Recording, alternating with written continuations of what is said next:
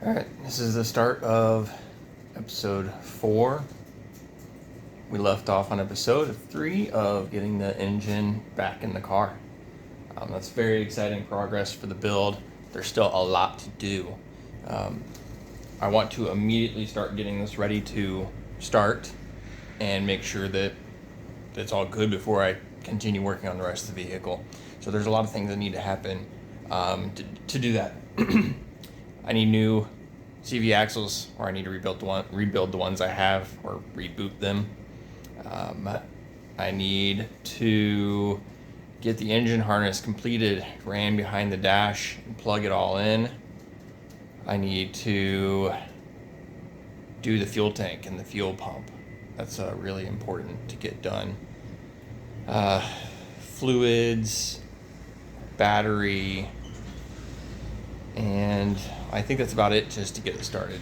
So that's going to be the progress over the next episodes, I don't know, but we'll see how it goes.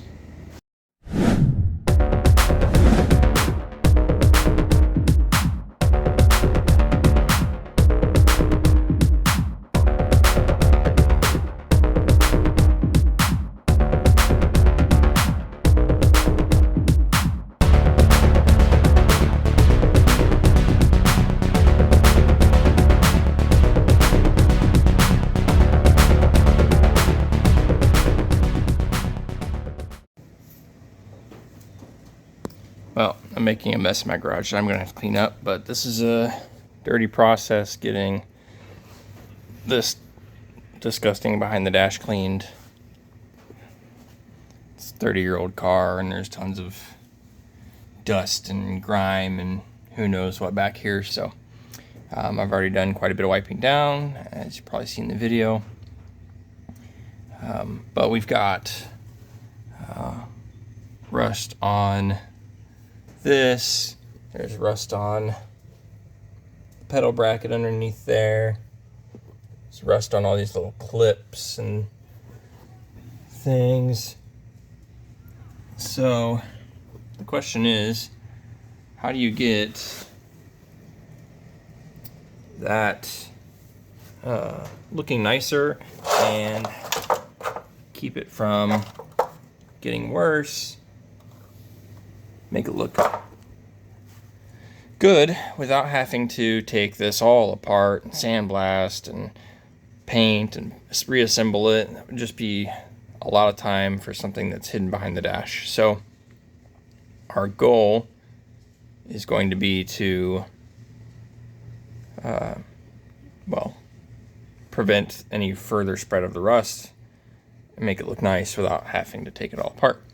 And you may have seen me say in an earlier video that I love this stuff, and there's a reason for that.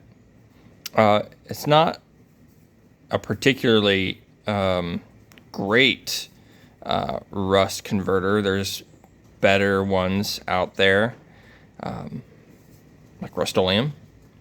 But what this is great at is that it sprays on clear, and it does to some degree stop rust. So what we can do with this is we can spray this whole assembly with this stuff and not have to worry about it painting everything black. Same with there, same with there. We can just spray it right on. We don't have to worry about this connector being turned black, about any of the wiring turned black, so we don't have to tape anything off. We can just spray it right on, and it should help stop the rust. And that's really good even for an environment like this where it's inside the vehicle. So for the most part, there shouldn't be conditions that would promote rust, and that's why they don't paint these from OEM anyways. It's because they suspect that you should have a dry car interior, even though that's not how it always works out. So yeah, we can even do that for this. We can just spray right on here. This is the cross member that goes underneath the dash, and we don't have to worry about the wiring getting all painted black because it's going to go on clear. This Permatex rust treatment is going to go on clear. So once we get that done, then we're going to spray various parts of this with a protective wax. Some of it's going to get like a dry lubricant, like all these, this HVAC mechanism is going to get some dry lubricant to keep it moving freely. We're going to do the same thing for up in there where the springs are for the pedals. So that's how we're going to treat this, make it look nicer, make it look cleaner, and keep it from getting worse in the future.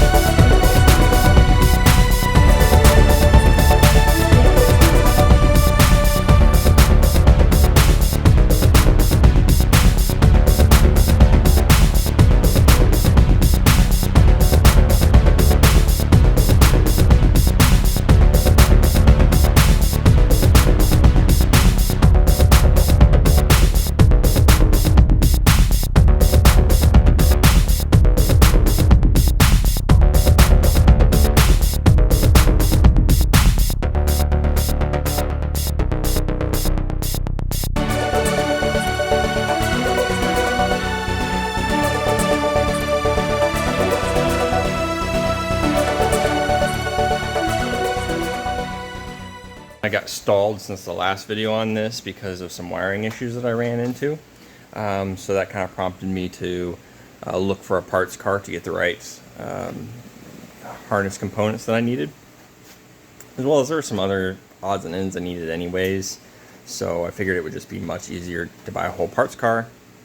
Problem is finding one. Finding the parts sometimes can be difficult for these because of the rarity of them.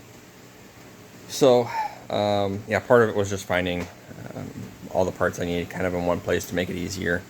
And also, I have no air conditioning in this garage, and it gets really hot even with the insulation.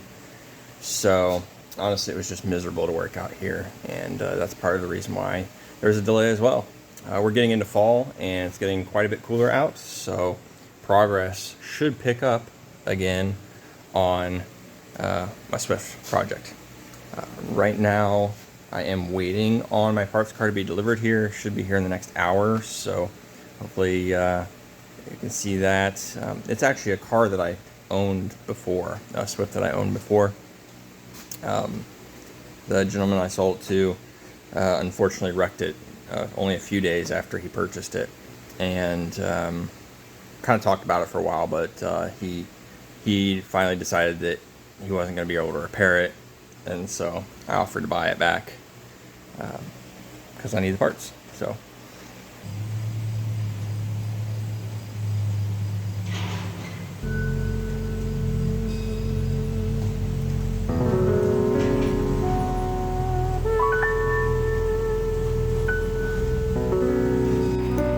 okay, well, here it is. It's pretty bad. It's actually worse than I thought it was.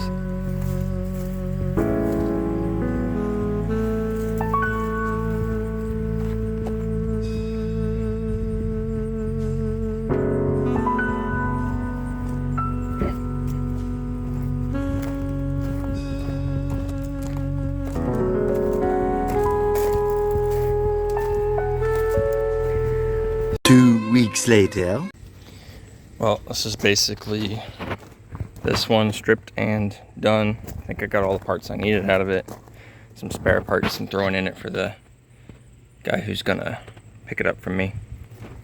He's gonna be getting the suspension, the brakes, sway bars, bumpers, hatch is what he wants, a few other little odds and ends. that I'm sure will benefit him. So there it is, a wrecked and stripped Suzuki Swift.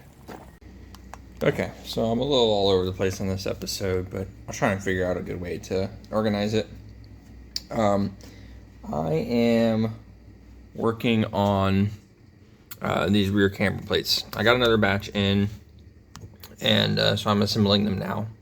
And I wanted to show you kind of how that process works, because I thought it might be fun. Might be a little bit of an insight on a way that I make a little extra money for this project. So yeah, these are rear camber plates that I designed. I've been thinking about them for a long time and wanted to come up with a real simple design that fits in this small of an area with no modification to the body. So first thing is that we get is have these rear strut mounts machined in China. It's basically just a stock Suzuki strut mount that took from their coilover design and asked them to open up this center hole larger. So this bigger hole here was already this size or very similar size. I believe it might have actually been the same size as this hole at one point in time. And there's a bushing in here that they had on either side that the strut would go through, and it would just rest on a bushing, you know, like a normal strut mount. So I asked them to open up this hole larger, and I asked them to open up this hole larger so that I could make these. These are how the eccentric washers essentially start out. I get them laser cut out of 1/2 inch thick aluminum, and the reason why I have to get them done together like this is because the edge where the bushing goes in and this edge is too thin. At least the way I designed it is too thin for a laser cutter to do the hole this close. So I put them together so that the distance between the holes would be doubled and the laser cutter can actually cut it. And then I just cut it with my bandsaw. So yeah, my porta band, I just cut it down the middle, and you can see how thin that makes the bushing area there so that we can create this eccentric washer. Then just sand down the edge a little bit, make it nice and round. Again, you can see how close to the edge that bushing is once it gets in there. I have the hex laser cut in there, but I need to add the threaded hole for the washer. Alright, so as I was saying, I have this jig that I set up that helps me drill the hole in the exact same spot every time. It's just a original prototype design for this eccentric washer, but out of steel. But I've drilled some like pilot holes in it to help locate these while I drill holes in them. So this is the hole that needs drilled. I line up this hole over here with the hex. I just drop a bolt in there. It kind of threads in, but not really. It's just because it's pretty tight in there, but you can see it coming through the other end. So that locates it on one way, and then the other way is that. That washer fits perfectly in there. Locates it right here. There we go. So you can see it doesn't rotate at all. It's stuck perfectly on there. And then I just drill a hole right there. That's right where the hole needs to be. Then I tap it. It's good to go.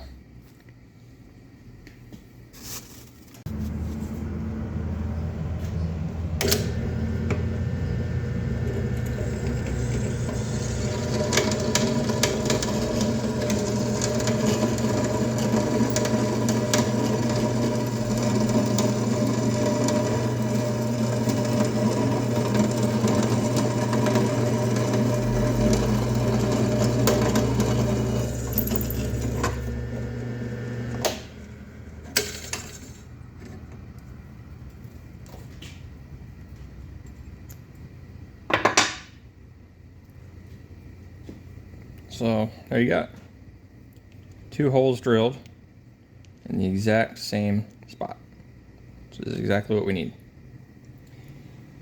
So one of these is getting tapped, the other one needs to have the bolt go through it, which is the top one. So that one I actually drill a little bit bigger. I think the one that gets tapped is 13/64, which is like 5.2 millimeter, and that's for a 6 millimeter screw. And then this one I think is 15/64, which is just enough for it to pass through.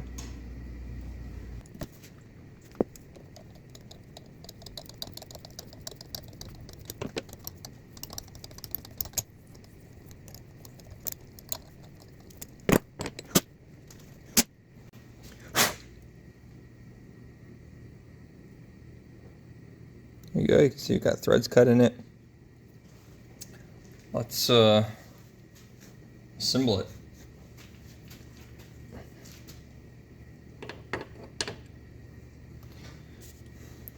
So first thing we do is we take this O-ring, should fit perfectly in there. This creates a very, very small amount of suspension damper from the harshness of having a solid mount, but also it creates friction on the 2 pieces that go together to keep them from moving around. So if you take this one, it moves less, especially if it's clamped down like it will be. Whereas if you take that O-ring out, it just spins like a bearing.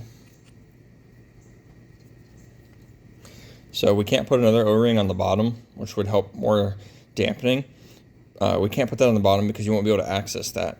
So if you put that on the bottom, then it would be too much friction to actually move the camber, this off eccentric washer like you would need to. So we only put one on the top.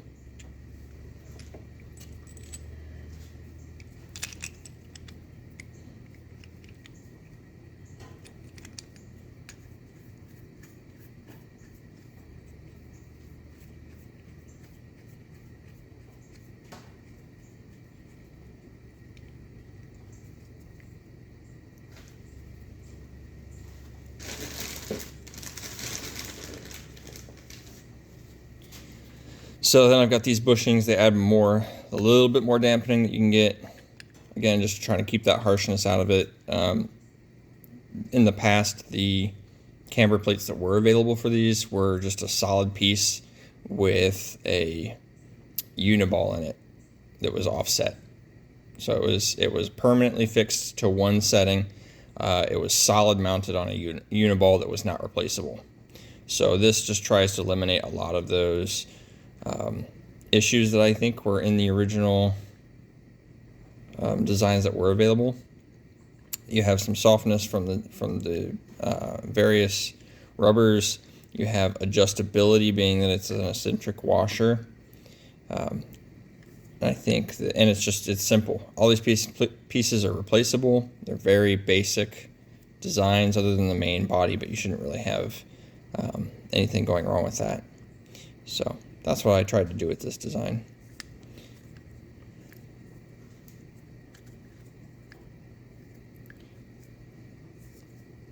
These are actually 3D printed. I believe they're done from a like 90 shore type material. They're perfect. Then you have some safety washers that would go on as well. These, in the event that the bushing were to fail, these would keep the strut from pulling all the way through and falling out the bottom of the car. They would be held in by these washers at least. It would be really noisy and it wouldn't drive very good, but at least it would be safer than the strut itself falling out from underneath the car.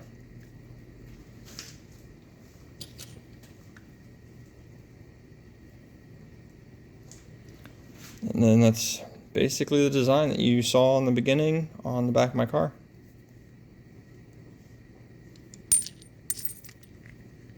Allows for adjustability like this. Once it's where you want it, you tighten that down. It would clamp together, hold it in place. Good to go. Ew, no camber. We gotta fix that.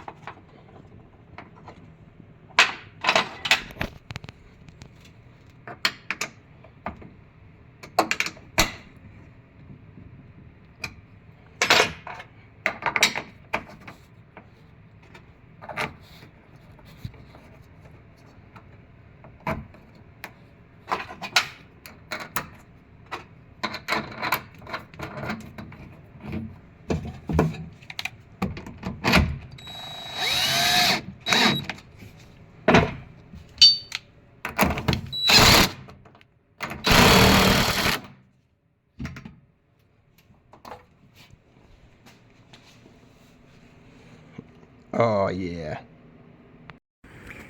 Okay, so I figured with how dusty it was and stuff, I wanted to get it out of the garage and clean it. So I did. Clean the interior too, especially because it was just getting really dirty in there and needed to wipe it out before I put the carpet and everything in.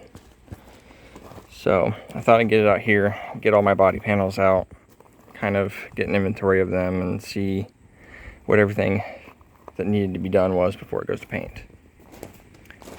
Something that no one's really seen yet, that I got for these that I haven't really talked about, and not a whole lot of people have, is I've got this body kit that goes on rear fender flares as well. These front splitter type lip vent fog cover thingies. It's technically not complete. The way that the real one goes, I guess, from Suzuki was that these vents cover the whole front of that. But I didn't really like that look. It makes it look, to me, kind of out of place. It makes it look more 80s than 90s. So I got just the ends here. It was cheaper to ship that way anyways. But my plan is to put ABS or aluminum flat, like, splitter underneath it to tie them together a lot stronger, and I think it'll look a lot better as well. It'll help it with it going to be so low after I do the coilovers. You know, it'll be really low. So doing like an aluminum one will help it take any abuse that it might receive, and it'll tie it together and make it a lot stronger. Plus, it'll help wind go underneath the car a lot better. I mean, that's what the purpose of the splitter is. Speaking of splitter, I also have part of the rear bumper has like this as well. Same deal. It would come over and it would cover all these fake vents, and I really like how it comes in there and it's not flat, so I didn't get that part of it. I just got the end pieces here, which they're not really sitting on there like they should. They're kind of more up there. So, and then I've got this diffuser in the back. I'll figure out how to tie that all together. I'll get the exhaust coming right out there, probably just dumping straight down. I've also got the rear hatch, which is getting new seals for it right now, the glass is out of it.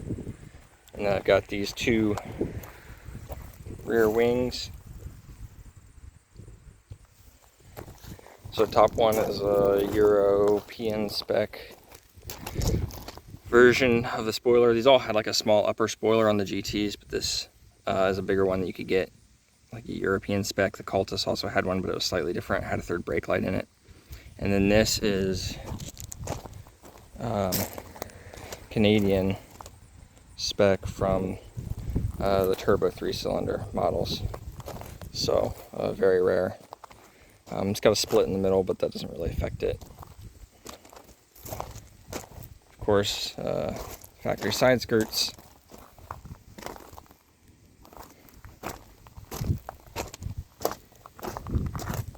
rear flare. All that comes together and meets with these parts of the body kit. So it kind of really looks like really streamlined and good. So one thing I didn't show is I did finally finish getting the engine harness in here.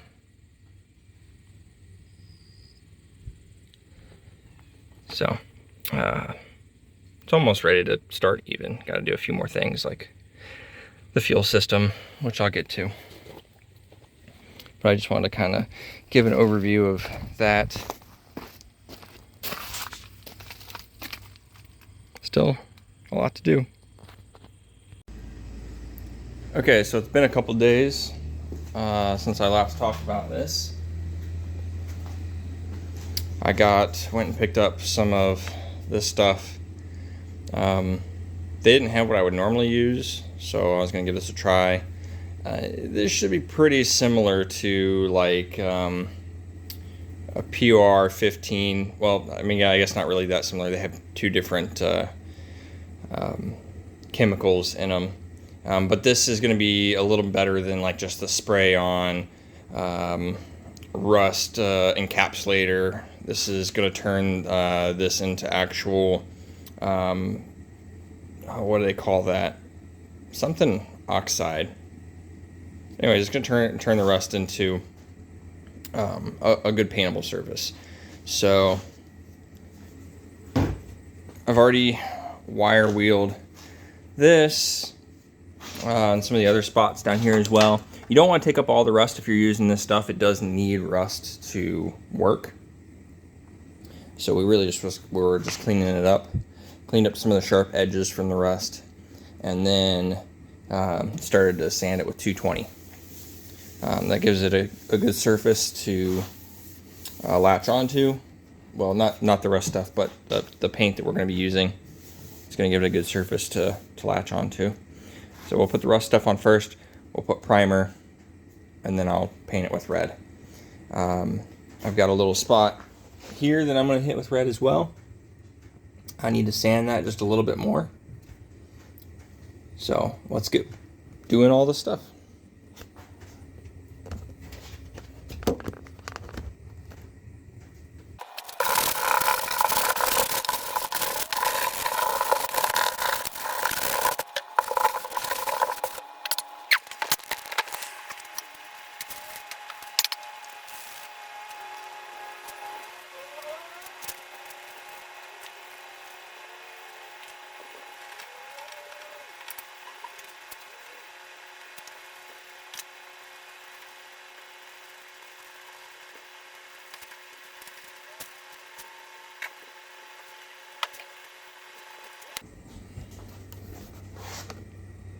Okay, so we'll let that do its thing.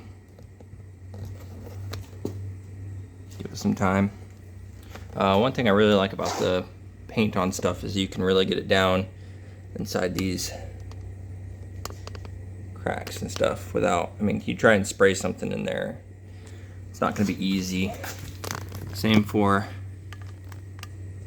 up in here. It's just a lot easier when you're brushing it on. So I also got this with some 220 grit, and I plan on priming all this, which I can actually probably do now while I wait on this. Okay, so got the primer on there. Turned out pretty good. I've already given it scuff with 220. A little bit down here as well. Just in the problem areas down here, because most of the other paint is good. And this is all hidden behind a bumper.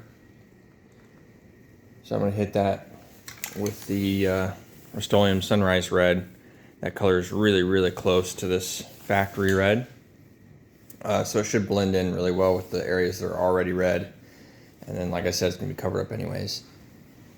Same for this. This all gets covered up with a hatch seal and rear trim panels and stuff. This is the only thing that I really need to worry about. But again, It's not a high focus area. There's a hatch covering it most of the time. So that's what we're going to be doing.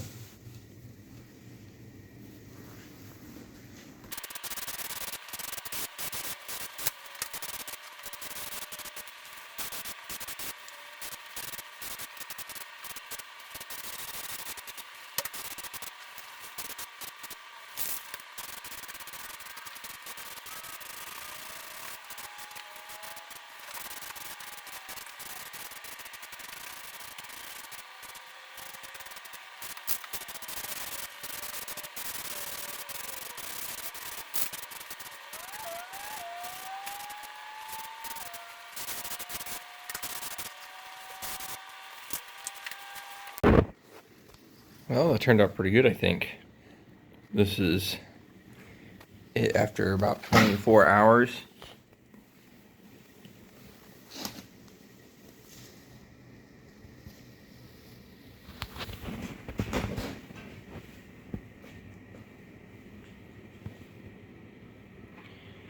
Problem is, it turned out so good that now I notice how much different the color is right here.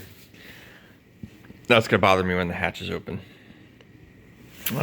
Not so much right here on the inside of this black vinyl, because again, the window is closed on that, and you got this black vinyl that kind of separates it, so I don't think I'll notice as much. Same with right here, piece of trim goes here. So all that inner stuff I'm not gonna worry about for now. Could end up just like this, where I see that difference and it irritates me. So now I'm gonna have to paint that. Yeah, it shouldn't be too hard. I'm trying to decide if I'm going to tape this off and paint there, or if I'm going to rip this off and attempt a replacement. I have not decided yet. But otherwise, it came out really good. I don't think I'm going to have any problems with that in the future.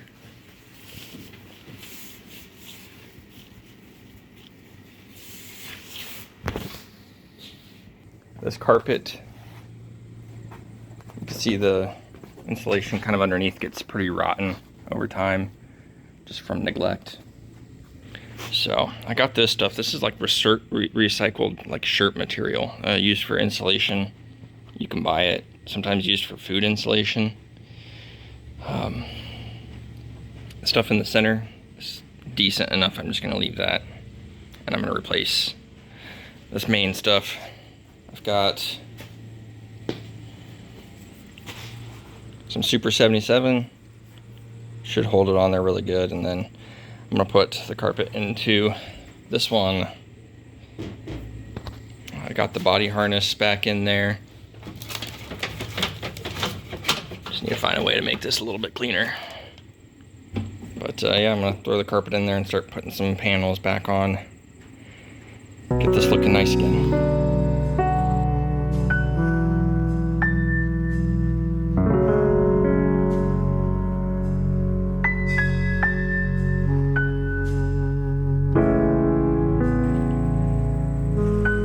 Honestly, it's really crazy to see carpet in here again.